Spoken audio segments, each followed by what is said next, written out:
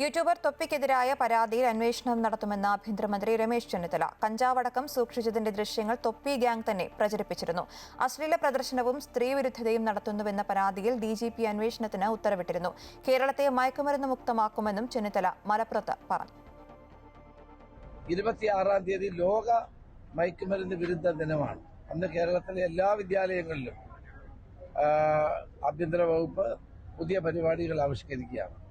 എല്ലാ MLA-മാരും അവരവരുടെ നിയോജക മണ്ഡലങ്ങളിൽ അന്ന് ഈ പരിപാടികൾ ഉദ്ഘാടനം ചെയ്യുന്നത് തീരുമാനിച്ചിട്ടുണ്ട്. അപ്പോൾ 26-ാം തീയതി വലിയ പരിപാടിയാണ്, ബോധവൽക്കരണ പരിപാടികൾ കൂടി ആരംഭിക്കുകയാണ്. അതിനോടൊപ്പം തന്നെ ഈ മയക്കുമരുന്ന് ഉപയോഗിക്കുന്നവർ, ഇത് വിൽക്കുന്നവർ തുടങ്ങിയിട്ടുള്ള ആളുകളെ നിർബന്ധമായും പോലീസ് നിയമത്തിന്റെ മുമ്പിൽ കൊണ്ടുവരും. അങ്ങനെ കച്ചവടം ചെയ്യുന്ന ആളുകളൊക്കെ ദയവായി അത് കച്ചവടം ഉപേക്ഷിക്കണം. നിരോധിത പുകയില ഉൽപ്പന്നങ്ങൾ ലക്ഷക്കണക്കിന് രൂപയുടേതാണ് ഇപ്പോൾ പിടിച്ചുകൊണ്ടിരിക്കുന്നത്. ഇതെല്ലാം നമ്മുടെ ഭാവി തലമുറയെ തകർക്കാനുള്ളതാണ്. അത് അവസാനിപ്പിക്കണം. അതിനുവേണ്ടി എല്ലാവരും ഒരുമിച്ച് നിൽക്കണം. രാഷ്ട്രീയത്തിന് അതീതമായി എല്ലാവരും ഒരേ മനസ്സോടെ മുന്നിട്ടിറങ്ങണം എന്നാണ് എനിക്ക് അഭിപ്രായം.